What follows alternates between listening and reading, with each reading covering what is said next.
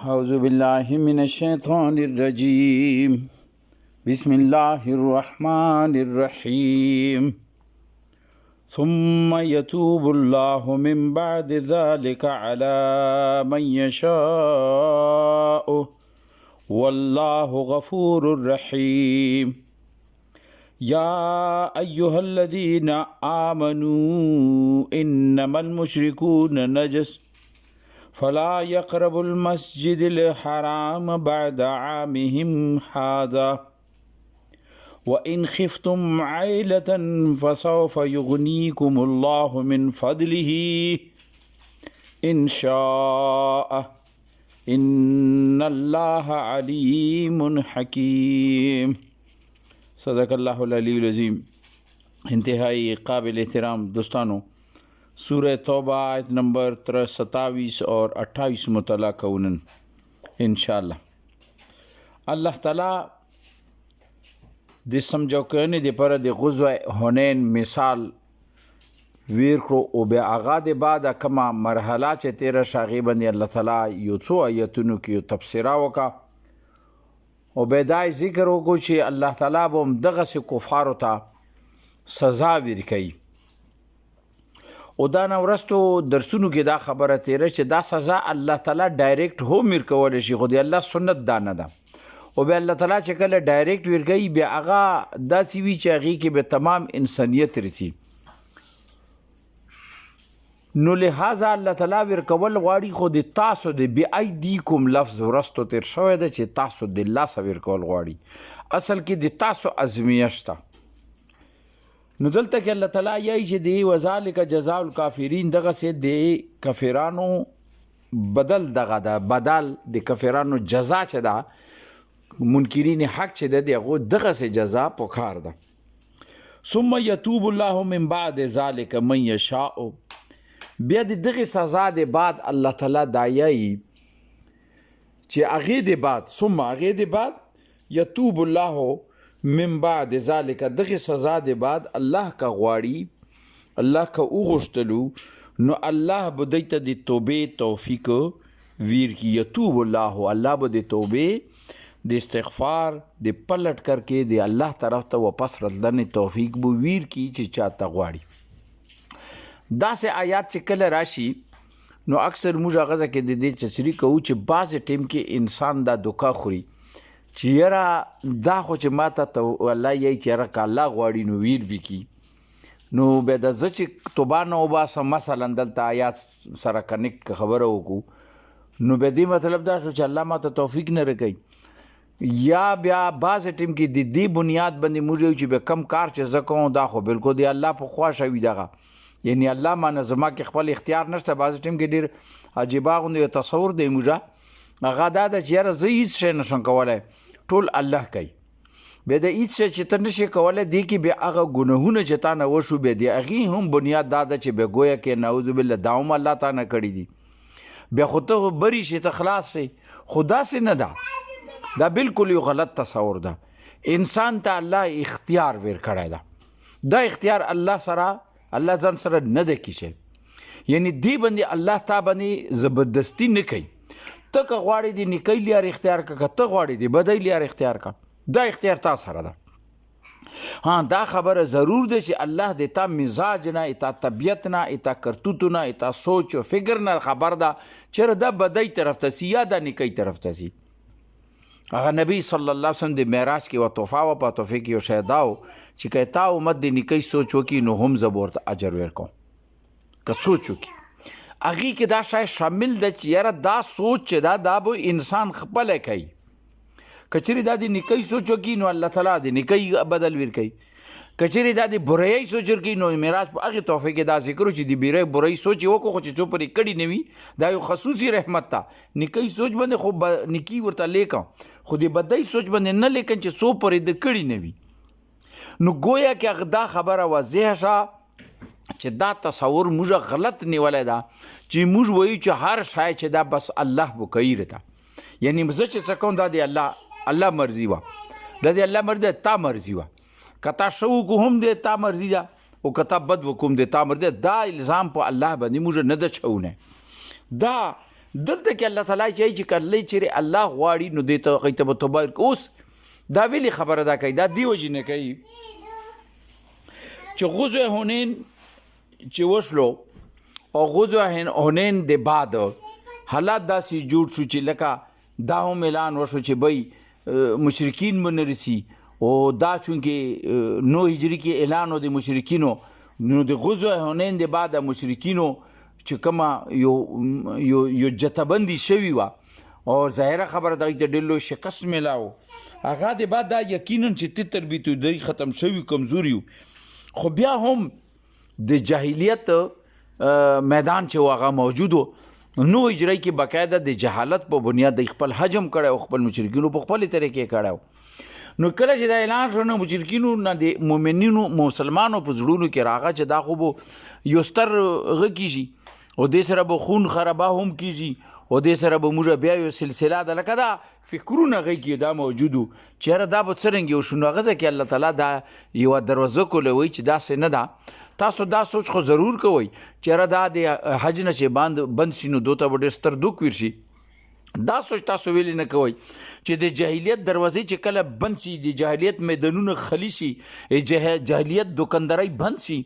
نو دوی ته به د جاهلیت د سعودي خستنې ځای نه میلویږي، دوی ته به یک یو ځای میلویږي، هغه به وي د اسلام چتري، نو دوی به خاص خود د اسلام چترۍ ته راشي. دې وجې نه الله تعالی دا اډر وکړو، حکم یې جاري کړو. لکه اوس مثال خبره زه ته ورشه چې معاشرې کې لکه ته د خپلې معاشرې وګوره، کاش چې داسې وشي الله وکړي د معاشرې کې که هغه د نشو سمګلران، د نشو خرڅونې والا، د بریانې پیلونې والا، بریانې خرڅونې والا، بهیۍ پیلو کوونې والا، د بهیۍ خرڅونې والا اډې کاروبار، هغه خلک چې هغې څټ ته مافیه کومه موجوده که دا بند کړلی شي، دا ختم کړلی شي، نو که یو نشهیي سړی ګرځي نشې پسې ده ته به چېرته نه میلاو شي، نه به میلاو شي، آخر کار به دا د نشې نه مني شي، دا یو بهترین طریقې ته به راشي. داسې تمام شیونه دي چې معاشرې کې هغه شیونه بند شي، از خود خلک بیا نکۍ طرف ته رسي. دغه وجوهات دي. ته وګوره که نه،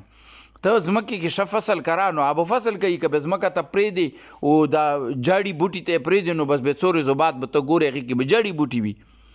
دغسې د معاشرې حال ده. نو دلته الله یې چې که چېرې تاسو دا غواړئ نو تاسو ګبرو کېږئ ما، که چېرې الله غواړي نو دو کې به ډېر کثیر تعداد هغه خلک وي چې هغه به ایمان لري. بیا چې غزوه حنین د بعد د دې زنده مثال و چې هغه مشرکین چې غزوه حنین کې نبی صلی الله علیه وسلم خلاف ولاړو، هغو کې اکثریت خلک چې هغو اسلام قبول کو او بهترین کردار بعد کې زندګۍ کې په اسلام کې ادا کړل. نو دلته الله تعالی هغه ځای ته برای والیار کولوي، دروازه ورته کولوي، ثم یتوب، دا سزا د بعد هم ثم یتوب الله، که چېرې الله غواړي نو الله به دې ته توبې توفیق ورکړي. اوس دا الله غواړي، الله غواړي چې د تا زړه کې د توبې یا د نیکۍ جذبه وي، بیا الله غوښتن هغې دارومدار ده، بیا الله تا ته توفیق درکوي. دا د الله وعده ده قرآن کې ځای په ځای که چېرې ته وي او که چېرې ته سوچ هم نه کوې، ته فکر نه کوې، نو الله چې الله غني وکړو، الله خو تاسو نه غني ده، الله بې نیاز ده، الله ته نشته ضرورت تاسو دی نه کوي، ضرورت تاسو ته ده چې تاسو کله دا ضرورت اختیار کړئ، تاسو کله دا سوچ وکړئ، بیا الله به تاسو ته هغه دروازې کولاو کړي. نو دغه نه هغه ټیم پورې خو میدان جنګ کې و، د نبي صلی الله علیه وسلم خلاف و، لیکن بعد کې چې هغوی غور و فکر کو بیا هغو کې کثیر تعداد خلک داسې و، اکثریت و چې هغو سوچ او فکر راغللو، هغوی وی چې یاره چې دا نو لہٰذا هغوی دغه طرف ته راغو، اسلام قبول کو او الله تعالی ورته توفیق ورکو. والله غفور رحیم، ځکه چې الله غفور ده، مغفرت کوونکی ده، او رحیم ده، رحم کوونکی والا ده. مخکې الله فرمایي یا ایها الذین آمنوا، ای خلکو چې ایمان راوړی، انما المشرکون نجس، د مشرکین چې دي دا ناپاک دي، مشرک چې دا ناپاک ده. فلا یقرب المسجد الحرام من بعد عامهم هذا، لہذا حکم د اعلان ده چې دی به د دغه کال د بعد د 9 هجري اعلان کیږي، دا 9 هجري کې ده چې 9 هجري کې چې کوم دی ته دی حج وکړو بس ټیک ته، دا نه بعد به دی مسجد حرام ته د داخله بنده، مسجد الحرام بعد عامهم هذا، د کال د بعد دی ته د مسجد حرام ته داخله بنده. امام ابو حنیفه د حکم بری کیای چې یاره مشرکین چې دي هغه مسجد حرام ته د حج او د عمرې او عباداتو دپاره نشي رتلی ښه چې هغوی خپلې طریقې باندې عبادت کوي دی نشي رتلی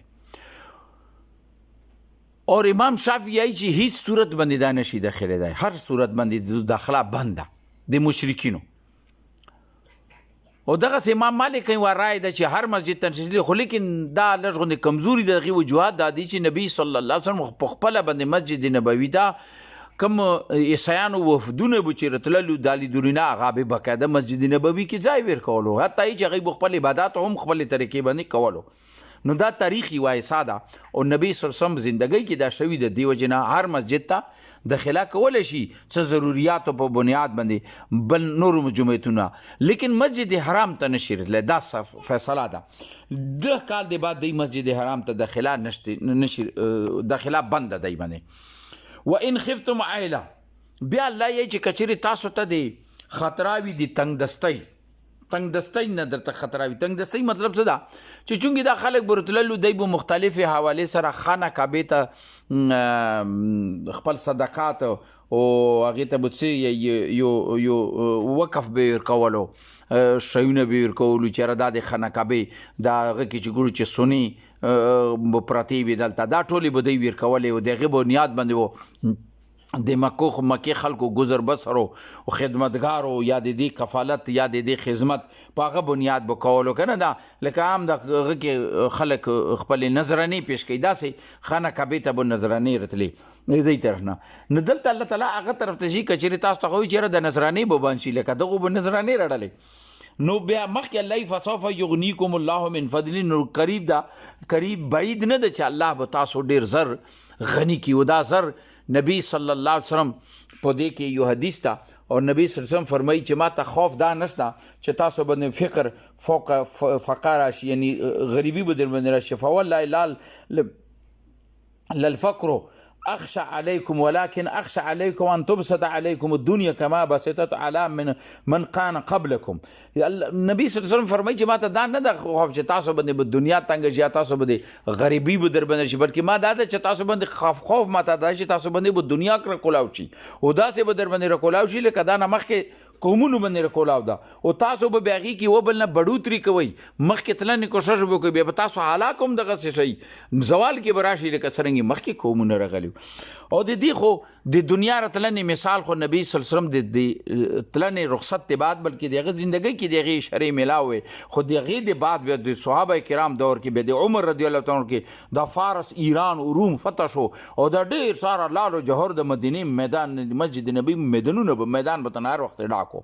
دا مالی غنیمت پر روزو خزانې ډکې شي هر طرف ته مسلمانانو باندې خوشحالي راغله د دې زنده مثالو لیکن هغوی خو بیا هم کارنامې کړي البته دا خوشحالي نن په مسلمانانو باندې ده د عرب ریاستونو باندې چې ته نه د خوشحالي د الله تعالی ورته ځمکې نه دولت یې سنې ورسکي دا عربو سره د سني غرونه ولاړ دي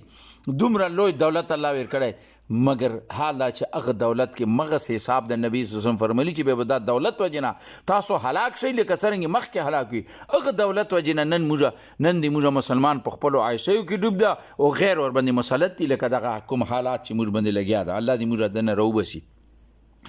نو الله یې چې ډېر زر به تاسو خپل فضل باندې غني کې د دې فکر مه کوئ تاسو فکر بس حکم باندې عمل کوئ لہذا دغه نظرونو فکر ما کوي بلکې تاسو ته الله تعالی نورې دروازې راکولاو کی ان شاء که چیرې الله غواړي الله غوښتن بیا مغاده چې تاسو کوشش وکړئ بیا الله درته دروازې کولاو کی ان الله علیم حکیم یقینا چې الله علیم ده خبر ده او حکیم ده حکمت لري الله دې موږ ته قرآن فهم راکړي دین فهم راکړي دې سمجھ راکړي دې په مطابق عملی زندگی انفرادي اجتماعي موږ ته جوړونې توفیق راکړي رب کریم دنیا بھر کې اسلام ته غلبه ورکړي موجوده کشمکش کی ایران ته غلبه ورکړي مسلمانانو ته غلبه ورکړي اسلام ته غلبه ورکړي کفر مغلوبه کړي مسلمانانو ته اتحاد او اتفاق نصیب کړي رب کریم خپل مقصد د اقامت دین او د دین طرف ته رجوع کونې توفیق موږ ټولو ته راکړي رب کریم موږ څومره عزیزان شته دران لاړ دي ډېر مبارک حرز ده مبارک وختونه دي ټولو ته مغفرت نصیب کړي ټولو قبرونه دي نور نه منور کړي رب کریم